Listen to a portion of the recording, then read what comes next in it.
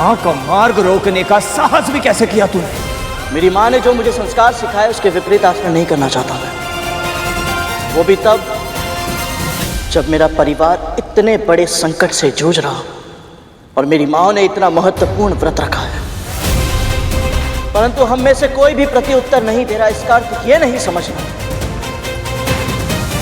कि हमें नहीं पता कि हमारे साथ क्या किया जा रहा है। यदि शीघ्र ही आपने अपनी कार्यशैली नहीं बदली तो इसका परिणाम आप और आपके पुत्र भोगेंगे।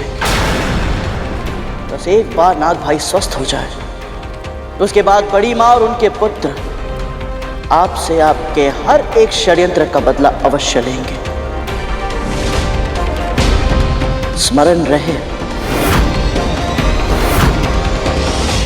अपने स्वामी के नाम पर तू मुझे धमकी दे रहा है। मुझे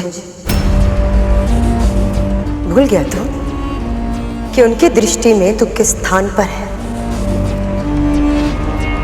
तो कौड़ी का दास है तू, केवल दास और कुछ भी नहीं।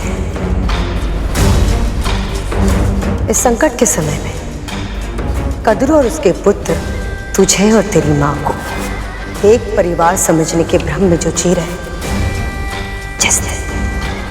जिस दिन ये भ्रम समाप्त होगा उस दिन पहला आक्रमण वो तेरी मां पर करेगी। यदि उसके पुत्रों के प्राण चले गए तो तुम दोनों के साथ वो क्या करेगी इसकी तो केवल कल्पना ही कर सकते हो।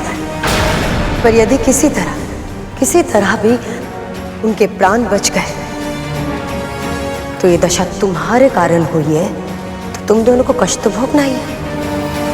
इसलिए मेरी चिंता मत करो, अपनी माँ की चिंता करो। तुम्हारी माँ चाहे कितने भी व्रत जब तक कर ले, पर ना वो अपनी नियति बदल सकती हो ना ही तुम्हारी। वो एक दास थी और तुम एक दास हो, और अनंत काल तक तुम दोनों एक दास रहोगे। वो एक दास थी और तुम एक दास हो, और अनंत काल तक तुम दोनों एक दास रहोगे।